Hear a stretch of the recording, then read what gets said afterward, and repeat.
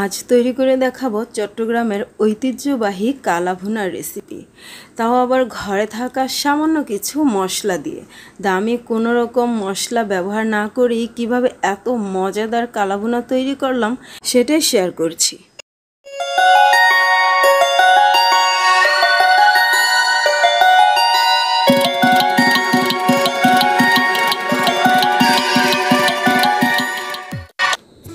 এই তো কালাভুনা তৈরি করার জন্য এখানে নিয়েছি আমি 2 কেজি পরিমাণ গরুর মাংস।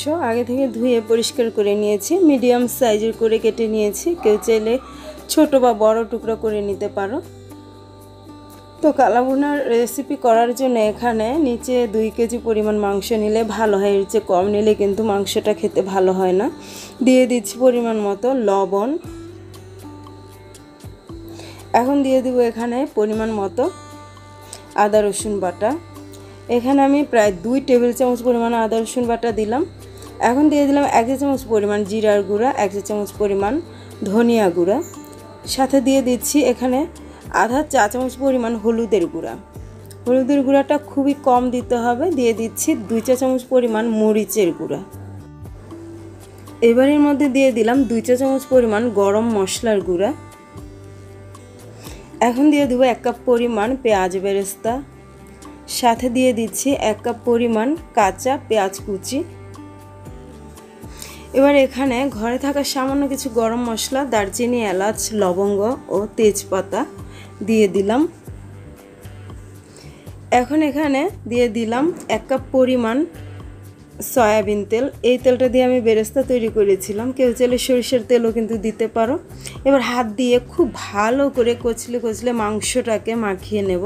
যত ভালো করে এই মাংসটা মাখানো হবে, রান্নার পরে মাংসটা খেতে তত বেশি মজা হবে।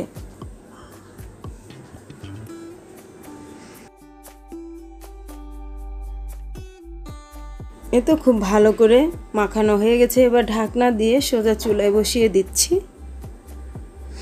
এই তো চুলায় বসিয়ে চুলাটা অন করে দিলাম। এবার ঢাকনা দিয়ে প্রায় 10 মিনিটের মতো এটাকে রান্না করে নেব। আর 10 মিনিট পর ফিরে আসলাম। দেখতে পাচ্ছ মাংসটা কিন্তু সিদ্ধ হচ্ছে আর অনেকটাই পানি উঠে গেছে, দেখতে পাচ্ছ। এবার নেড়ে চেড়ে একটু উল্টে পাল্টে দিয়ে আবার ঢাকনা দিয়ে রেখেছিলাম প্রায় 10 মিনিটের মতো।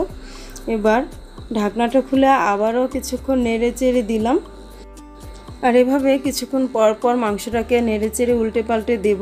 আর মাংসটাকে কালো করে খুব সুন্দর করে ভেজে নেব। তো দেখতে পাচ্ছ বেশ কিছুক্ষণ রান্না করার পরে মাংসটা খুব সুন্দরভাবে ভাজা ভাজা হয়ে গেছে। এবার পাশের চুলায় আমি কিছু শুকনো মরিচ আর কিছু রসুন কুচি, আদা কুচি, কেউ চাইলে পেঁয়াজ কুচিও দিতে পারো। আমরা যেহেতু আগে অনেক পেঁয়াজ কুচি দিয়েছি, যার কারণে আমি এখানে দিচ্ছি না। এগুলো ভেজে নেব। আর অবশ্যই এ পর্যায়ে সরিষার তেল দিতে হবে। আমি এখানে আধা কাপ পরিমাণ সরিষার তেল দিয়ে দিলাম।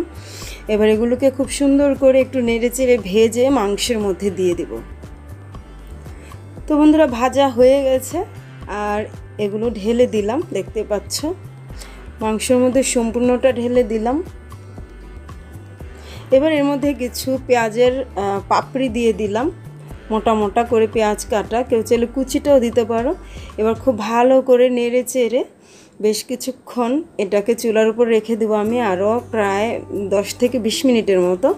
আর এখন এখানে অ্যাড করে দিলাম 1 চা চামচ পরিমাণ গরম মশলার গুঁড়া দিয়ে নেড়ে চেড়ে এখন একটা ঢাকনা দিয়ে আরও প্রায় 10 মিনিটের মতো এই মাংসটাকে রান্না করে নেব।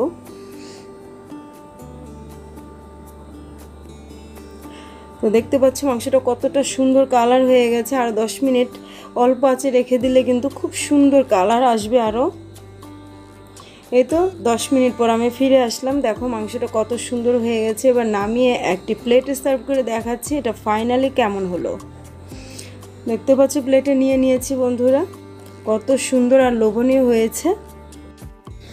তো বন্ধুরা, এভাবে বাড়িতে থাকা অল্প মশলা দিয়ে কিন্তু আমরা কালাভুনাটা করে নিতে পারি আসছে কোরবানিতে।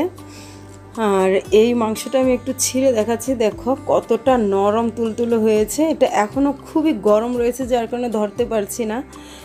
দেখতে পাচ্ছ খুবই নরম আর খেতেও কিন্তু অসাধারণ হয়েছিল।